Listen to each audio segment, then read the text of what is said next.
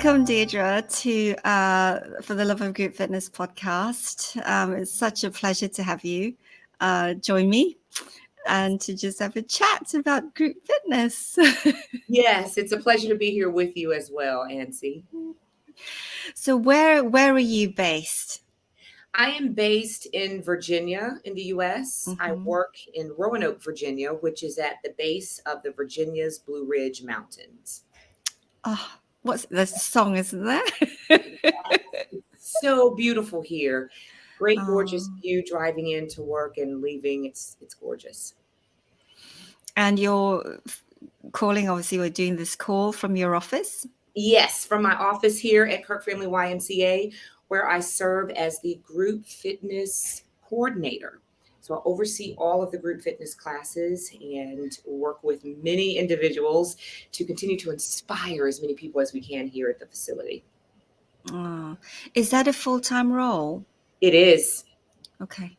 It is full-time. I am on call pretty much from the time we open, which would be 5 a.m. until about 8 p.m. in terms of getting classes covered by someone else or me covering classes if I can cover them.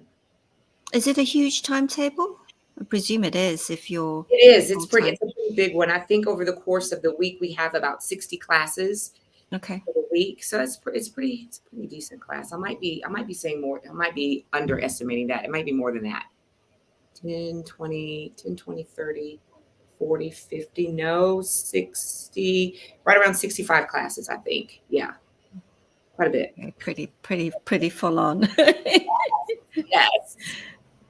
And so how did you, tell our listeners, how did you end up in the fitness industry? Oh, this is a great question.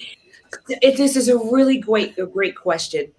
My brother, at the age of 11, was diagnosed with type 1 diabetes. Okay. And yes, so he was hospitalized, and that intrigued me to figure out how the human body works. So I was 15, 16 at the time, and so I just started looking up in medical books. I wanted to read as much as I could about it. And what I discovered was that even though his pancreas stopped producing insulin, the pancreas is very important, very integral with what we eat and then also in our movement. So that sparked me when I graduated from high school to become a health and physical education major. And once I started in that track, I wanted to know, now that I know this information, how can I share it with others? What's the fastest way to disseminate the information? So I became a group fitness instructor many moons ago. We won't put a date on that, but many moons ago, fresh out of college, started teaching group fitness classes and just sharing some of the information I learned about the health benefits related to moving. Not only just, try this step, turn this way, cycle this way, turn your toes this way. It was about what else can I share with people when I'm coaching the classes? And I shared my brother's story probably the first 3 years that I taught classes, just storytelling while you're teaching classes. So that was how I started in group fitness, just because of watching my brother navigate life being a type 1 diabetic. So were you participating in classes before? Because I'm just thinking that's a step, isn't it, from a medical diagnosis in the family to I need to disseminate this to a lot of people, so I'll do group fitness. So were you aware of group fitness? Were you a participant, etc.? I was aware of group fitness, never really participated. It became very prevalent, and so I will share some dates here. It was 1994 when I was in college and started paying attention to group fitness workouts. Okay. And I started looking at what was it that was being offered in the classes and how could we get more people involved. So after I graduated and moved back home for a year or two, locally in Lynchburg, Virginia, I started attending class. I was working out at a facility, just lifting. And then I started watching what was happening in the group fitness classroom. So it wasn't until after I graduated from college that I thought, okay, I want to see what this is about. Started taking a few classes. And then I thought, yeah, I can do this. I can teach this too. I can do exactly what you're doing, but now I want to add a story to it. So that's what I started doing. So maybe I was a participant for 6 to 8 months before a Group X director saw my skill set in terms of movement. And you know how we do, we just tap people on the shoulder and say, hey, I think you could be good at, group fitness. And I said, okay, sure. And here I am, 20 some odd year old jumping into it. Yep. I'm going to do this. And that's what started the whole process for me. Mm-hmm. Yeah. That's amazing. It's actually really amazing, because I don't think people would, have seen that potential. Mm-hmm. I think the more common story is people ending up in group fitness because they have been participating for personal reasons, health reasons, etc. themselves, found that whatever it is has improved, and therefore wanting to pass it on, and then they decide to teach. So that's Yeah. cool. Yes. I never participated in group classes. Really? No. And I was working, I'd had my master's. I was working in a leisure facility, and the manager said to me, he says, what did he say to me? He said, I've got, do you fancy earning more money? He said to me. Yeah, I that's was like, always good, right? I know, it's very typical Chinese, right? Yeah. And I said, possibly. What Yes. do you have in mind? And he says, well, I've got a free space on this exercise to music course. Do you Yes. fancy it? And I was like, yeah, all right then. Yes. That's how I started. That's awesome. That is awesome. It was so funny. It was really It's funny. awesome. But, if not for that, yes, I wouldn't be where I am today, right? So, Right. Absolutely. And when I was, you know, taking that educational aspect of mine, I've always been very cerebral, and sharing that out in group fitness, I found that the more we share knowledge with people, the more we empower them to take control of their healthy lifestyles. So mhm. for me, I was coming strict because I was a PE teacher, health and PE teacher, played with children all day. And I thought, I want to play with adults too. Like, they can learn some cool things.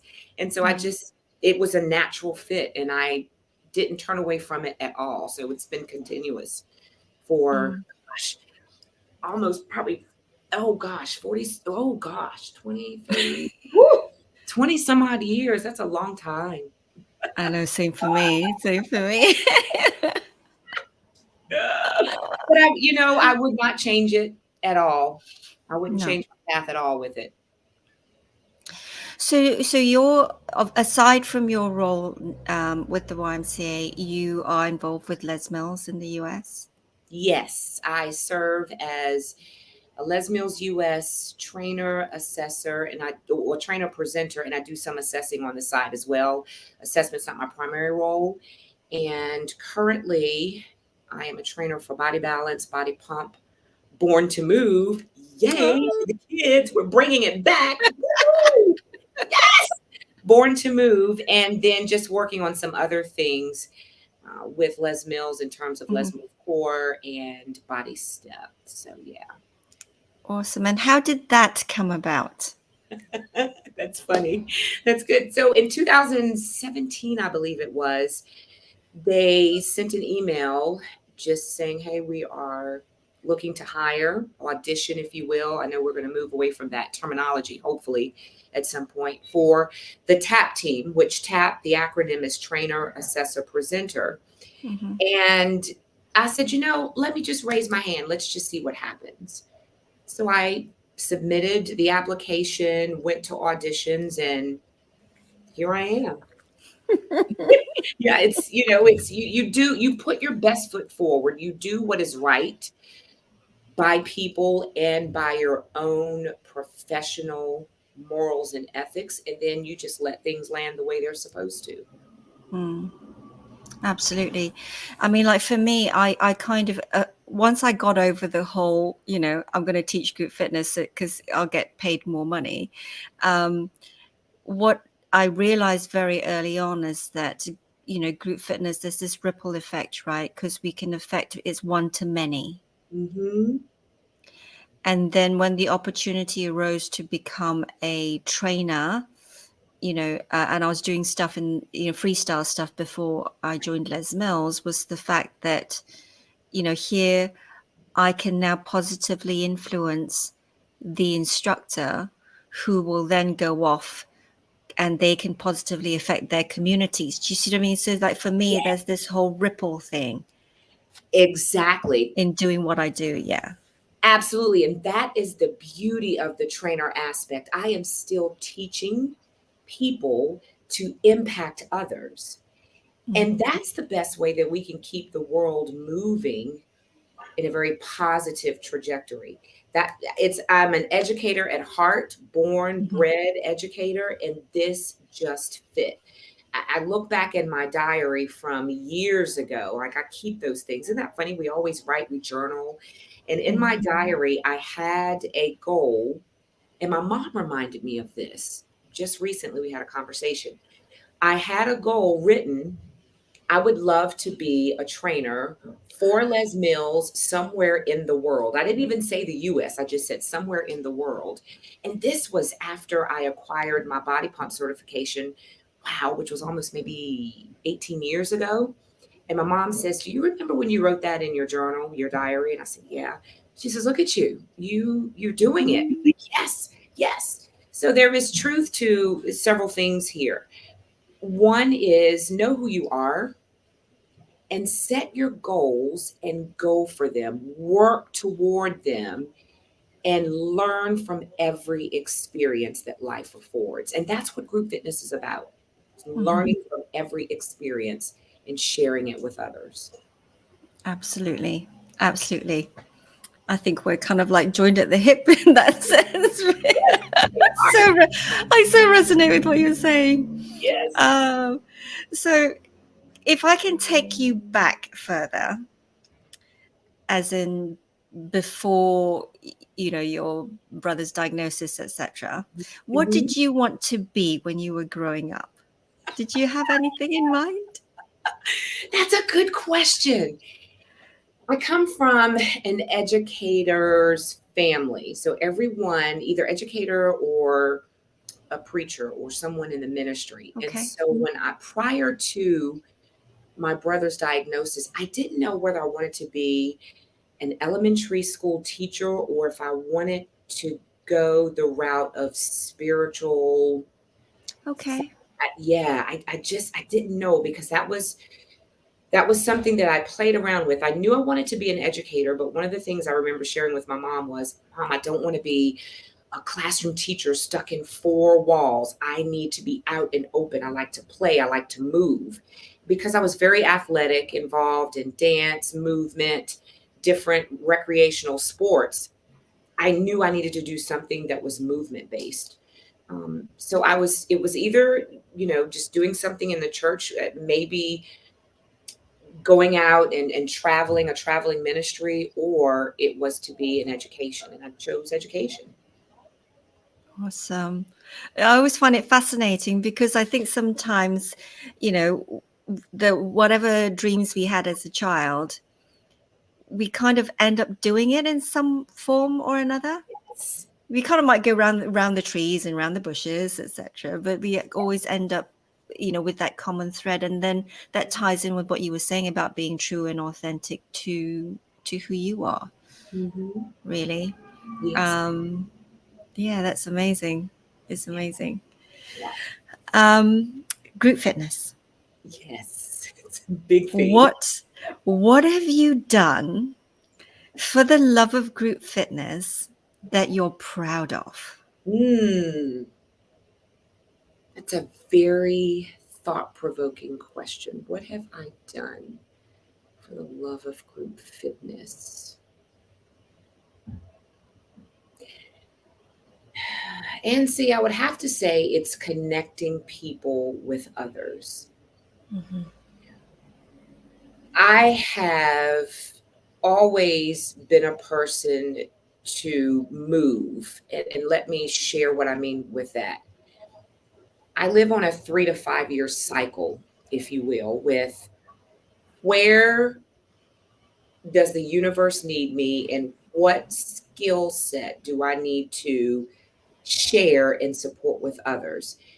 And when I look at group fitness over the years, it's actually been connecting people with others.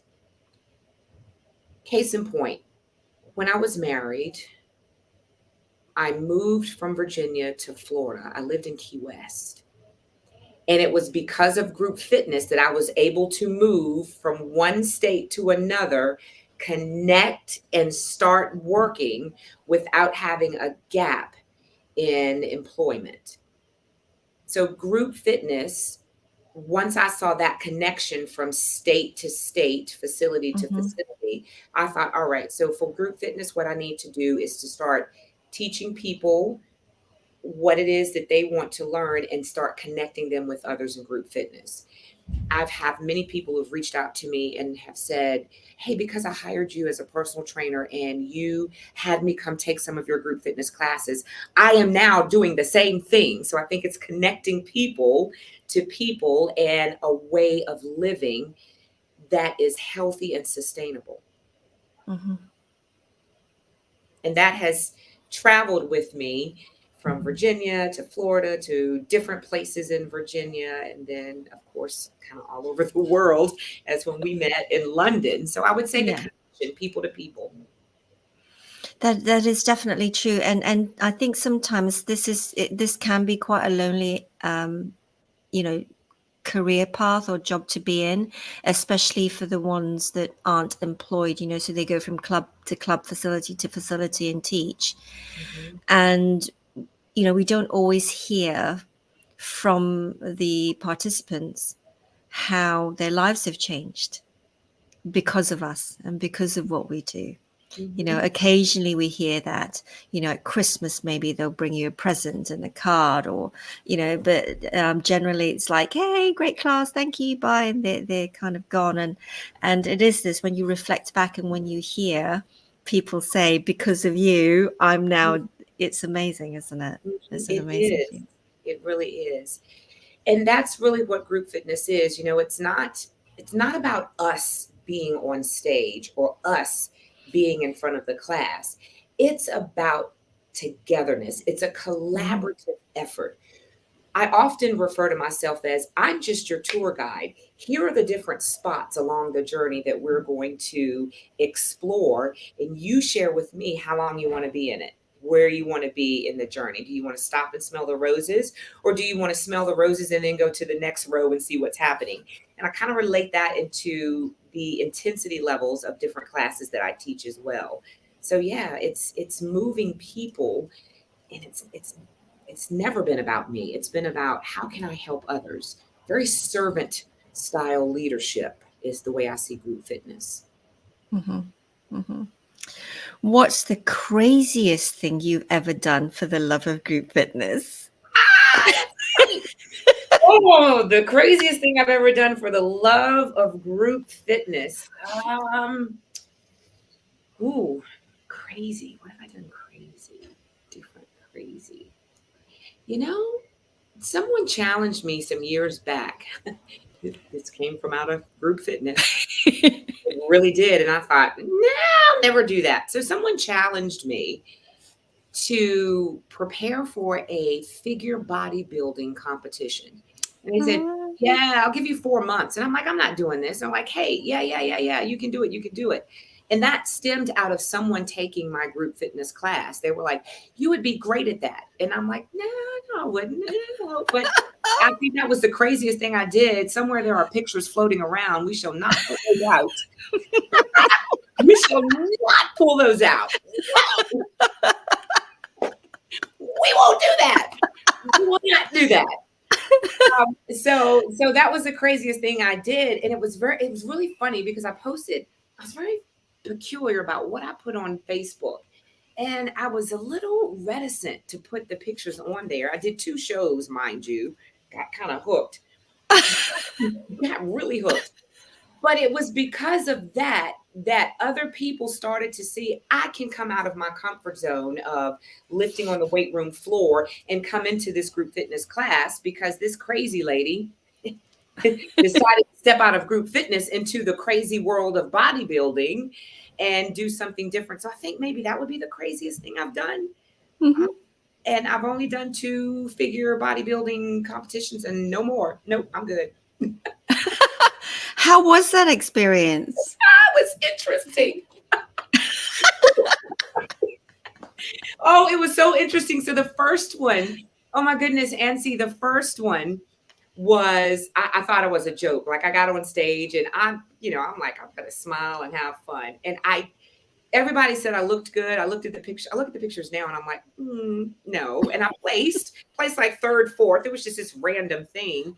But there was something that just resonated with me. It was like, you know what? Maybe if I had more than 4 months to prepare for this, I could do better. So I finished one show, had one day off, as they say, one free day or whatever the terminology is. And I got right back into training.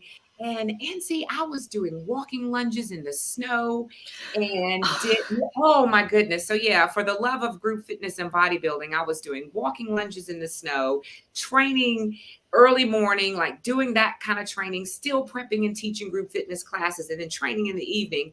And I did that. And the second show, I actually was like first in my age category and second Wow. overall or something like that.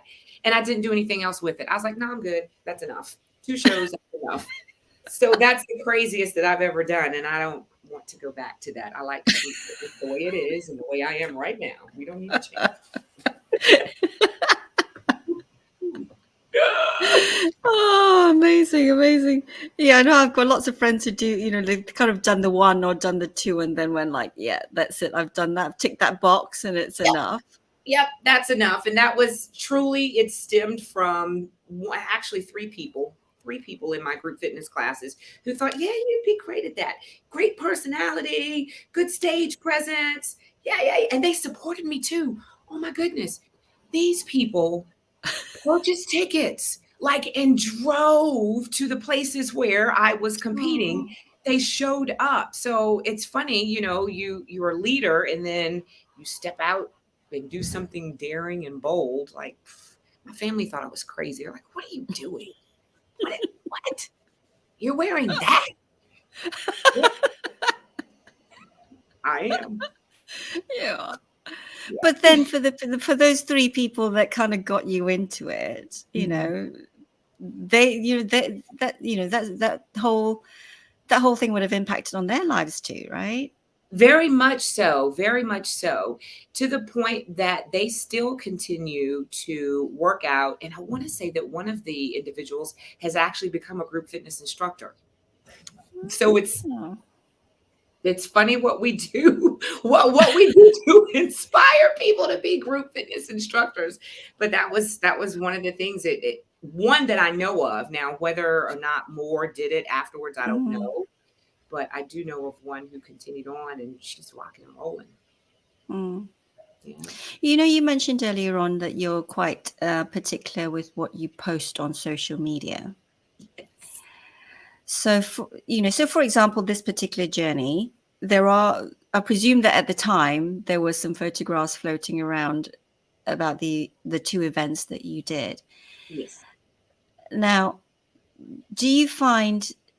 I mean, like I find that there's a lot of people that just watch and they don't comment. And so, if there's this whole thing about wanting to, share the love of group fitness, healthy living, and everything else, then how do you then find that relationship that you have with social media? Oh, that's a very good question as well. I always think about the anticipated outcome of a post. Okay. So what is the message? What is the quick message that I want to share with people, whether they follow me for fitness or for whatever else?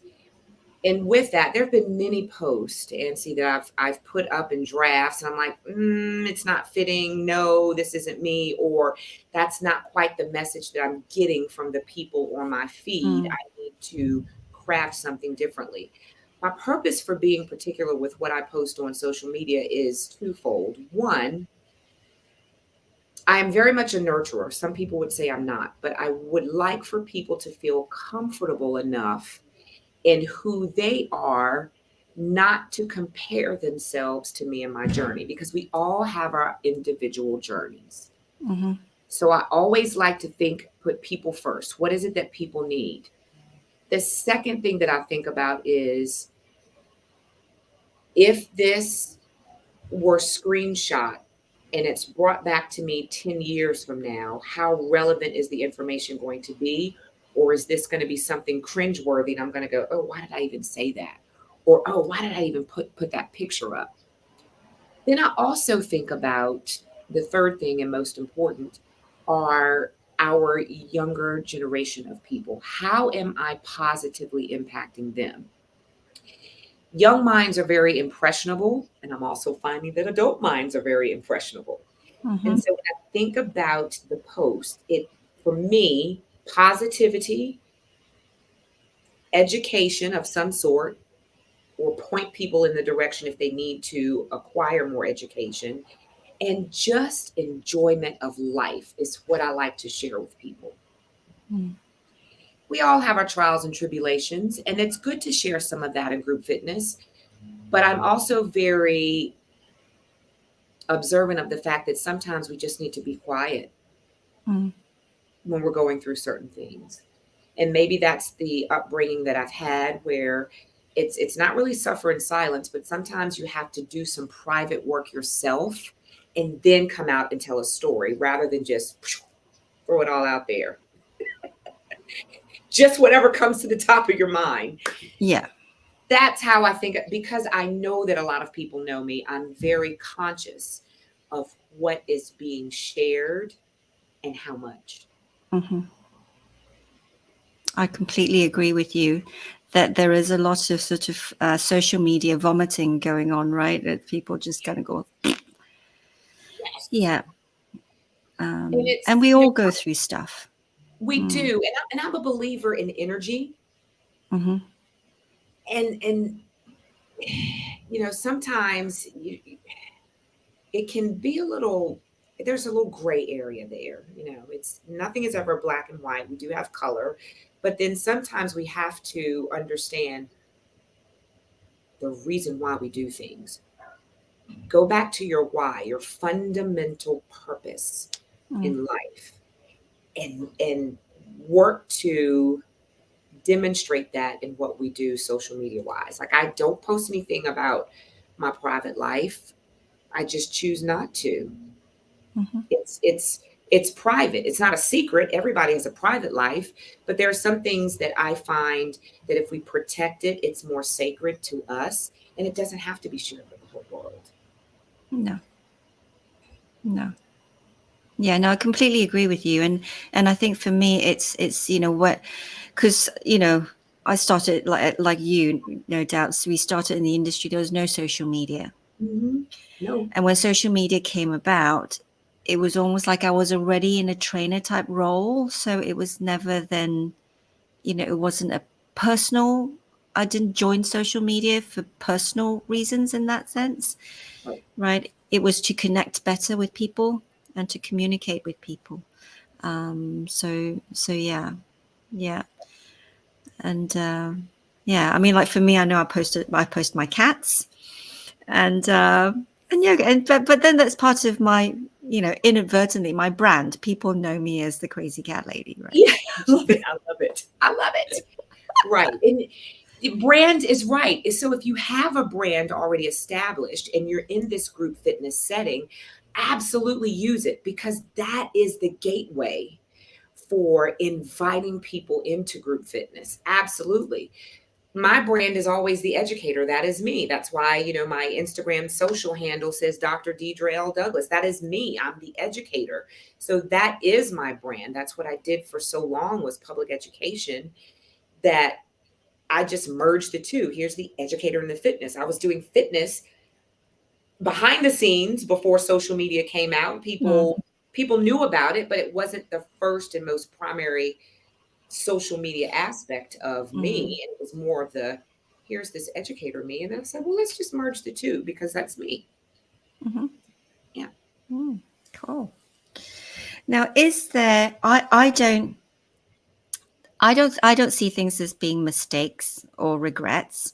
I see them as lessons learned, a mistake. Is there anything that you've done for the love of group fitness that you kind of think, maybe I should have done that differently, or that you're not so proud of? Or that was your biggest lesson, Yes. All right. We're going to touch on another lesson. For the love of group fitness, for sure. I've done this twice in my life. I've opened up fitness facilities just because I love group fitness classes, everything, not just the Les Mills, the other classes, such as Zumba, different cycle style classes. I've owned and operated 2 fitness facilities in my lifetime, and that was done for the love of group fitness. And I learned from the first time what to do, what not to do. So when I opened up the second time, I knew exactly what I was doing. And then that lovely COVID thing happened. Yes. And so I ended up closing my group fitness slash personal training studio just because I couldn't keep up with it. So 2 lessons learned with that. So for the love of group fitness, I owned and operated 2 fitness facilities in my lifetime. Yeah. Do you think you would ever open another one in the future? Funny you should say that. Yeah, I have some thoughts, nothing outlined per se. I have some thoughts. I've talked with a couple of people about my thoughts, but honestly, it's I don't know if I want to invest in that time. It's a time thing. It's very time detailed oriented. Not really worried about finances, because if you do things right, you get investors to help you. Something says yes, because honestly, I was on a move. So I opened up my second facility and my family didn't know it. My mom was like, what? I was online looking up something, and then I see the name of your business, Iron Philosophy Training, and your face shows up. And she was like, I had no idea. And I'm like, I know. I'm just this woman, this crazy lady that does all these random things. But I truly opened up my second business strictly because of group fitness. And in particular, to have 6 Les Mills programs up and running for people in this Roanoke area. People who just wanted the classes. They wanted group fitness. They didn't want the big bells and whistles of some of the other bigger facilities, which are nice to be involved in. They just wanted something quaint, something that felt like home, that they can just enjoy at their leisure. And so that was a big financial investment. I solely took that on. Wow. Lesson learned. And I might do it again. Who knows? Yeah, who knows? Who knows? Put the seed out there, and if it takes, it takes. If it doesn't, it doesn't, right? That's right. What would you love to see happen, coming out of COVID, etc.? What would you love to see happen with our industry, this industry that we love? Oh, I would love to see more people involved in teaching group fitness classes. Because we have people, when we look at the people who come into our classes, we see individuals who have the personality, they understand the mechanics of movement, they move very well, and they speak well. They have the intelligence. I would love to see more people take it on. Doesn't have to be exclusively Les Mills. It could be anything. But I would love to see people take it on to empower themselves. which will in turn empower others. Because, we all have a circle of 5 people who have 5 people who have 5 people. And there is just this big mix of people that we can get to come into, group fitness and have fun. Love to see that. More people teaching. Got to spread the message, right? Mm-hmm. Because there's this huge percentage of the population that don't even know what group fitness can offer them. Correct. Freedom is what group fitness has offered me. Freedom. In what, on which levels of freedom? On creativity. Okay. Adding my own creativity to any of the classes that I teach, whether they're les mills or non-les mills. We all have a creative side. And a lot of times in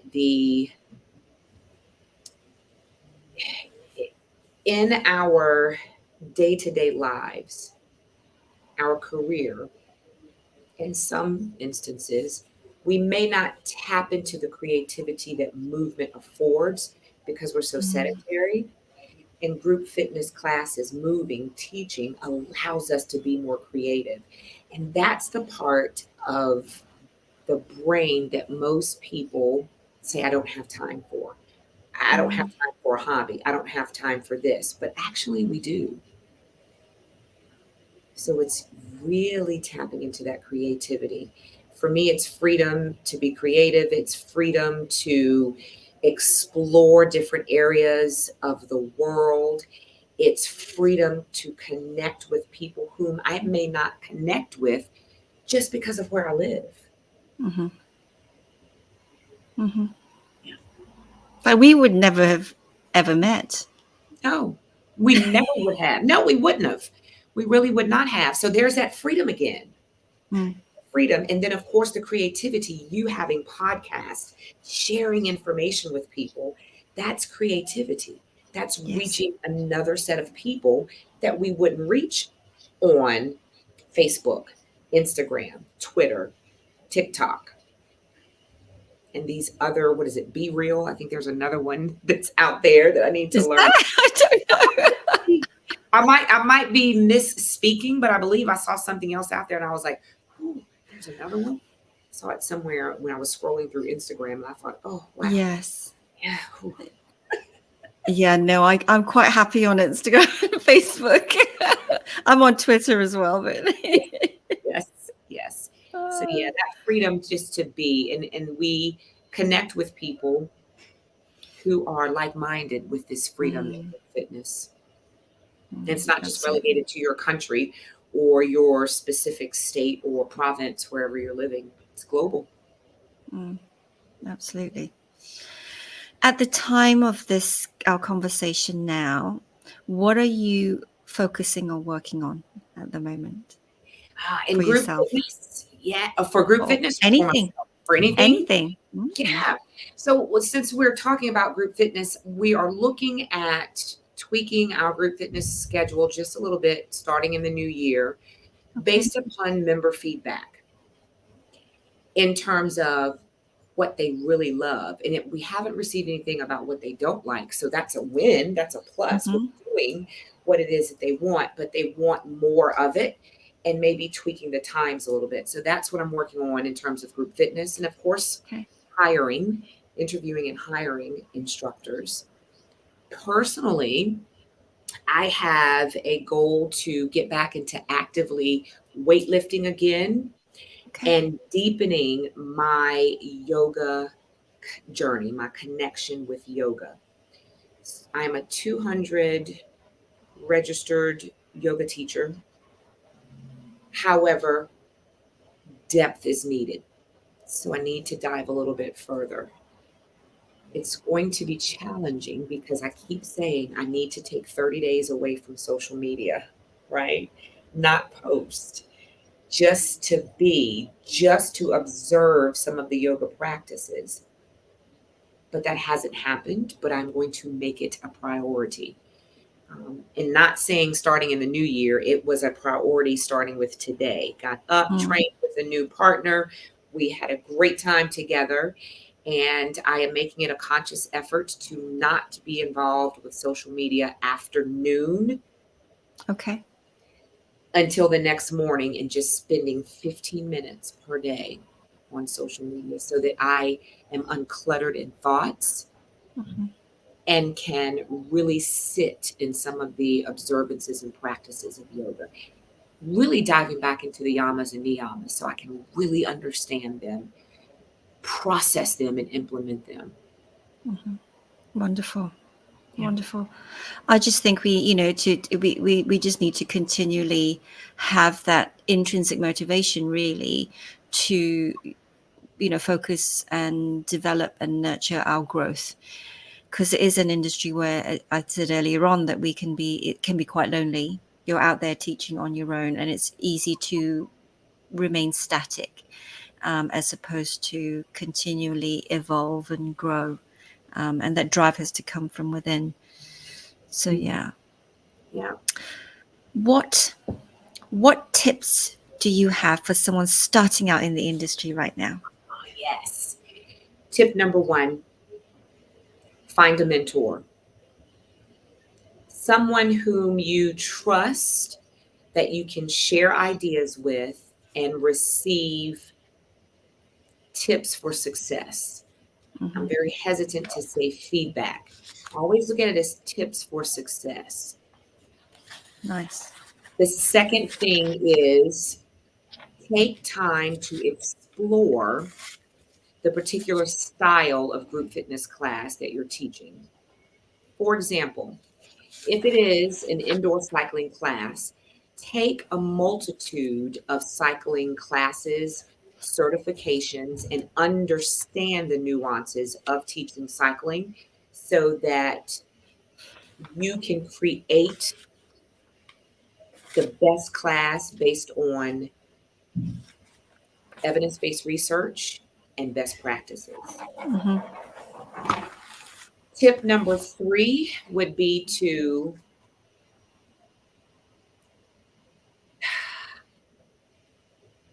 be consistent with teaching and save time for yourself. This was something, a lesson I learned. Even though subs are needed, you do not have to sub every class that's out there that you know you could teach. You still need your time to process information, to prepare, and not to feel guilty if it just doesn't fit your schedule to sub everything. Hmm. That's a group fitness leader saying that, because I don't sub everything. And I'm very conscious of how many classes a particular instructor says they can sub, because we all need time for ourselves. It's okay to say no. So learning how to say no would be the third tip. Kind of went Mm. around Robin Hood's barn a little bit, but learn to say no. Learn to say no. And those are just the three things to think about. I think the simpler the better in terms of tips. Mm.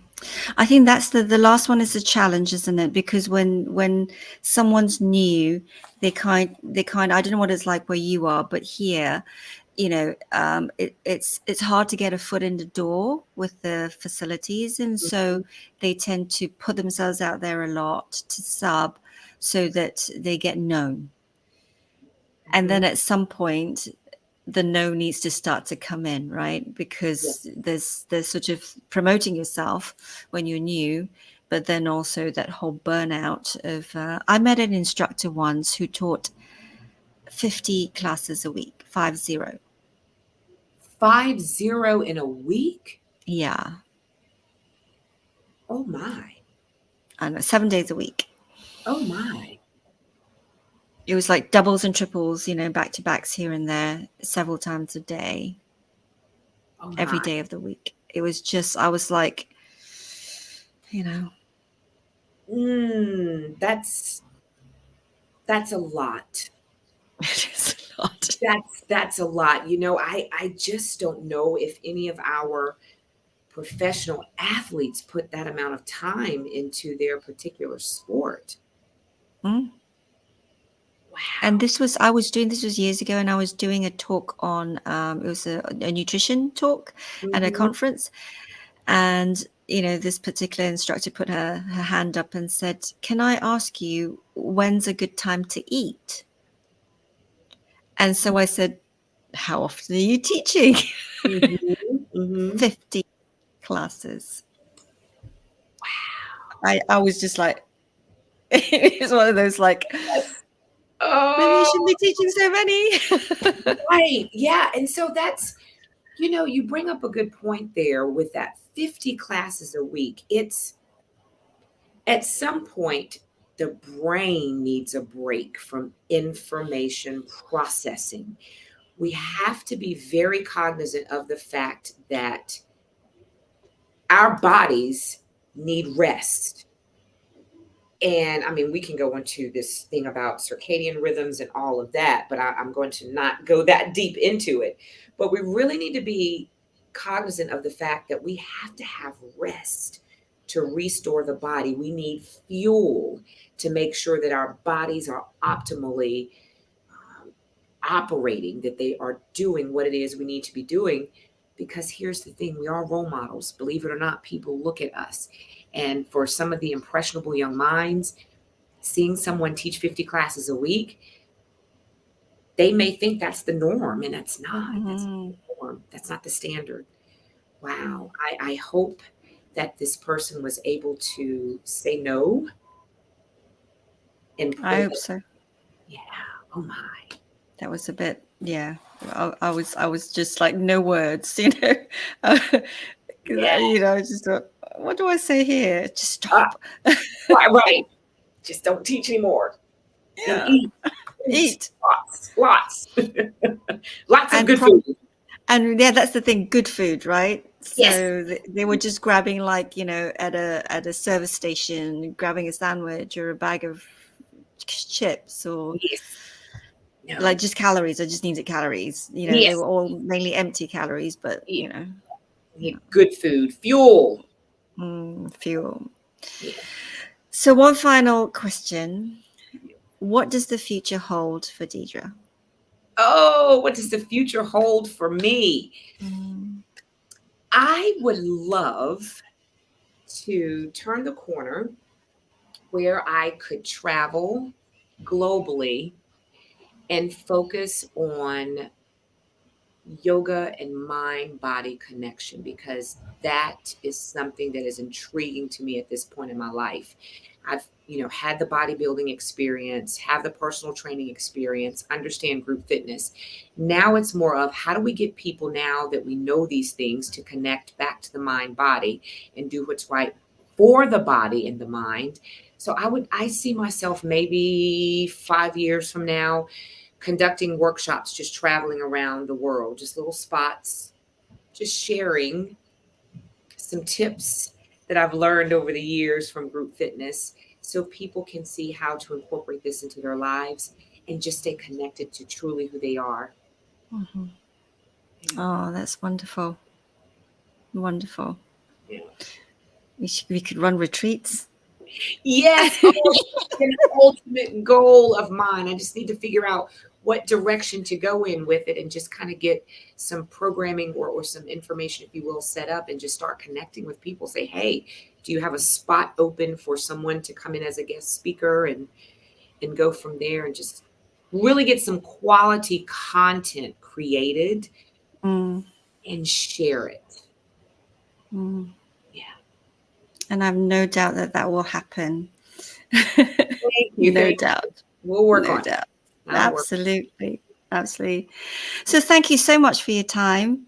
It's You. been lovely chatting to you because we were together in October in London for filming, and there was just no time to really get to know you. No. So this is wonderful. And you sharing your knowledge and everything else that you do. So thank you so much. You are welcome. It's a pleasure to be with you. And again, it's an honor to share this Oh, time with you. It is an honor to share this time with you. And I'm very happy that we have connected. Goes back to what we yes, talked about earlier with Group Fitness Connection. absolutely. And we will continue that relationship. Yes. across the pond. That's right, across the pond. I love it. I love it. It's been an absolute wonder. And I just look forward to continuing to share the love with everyone else. Absolutely. Thank you. You're welcome. Thank you.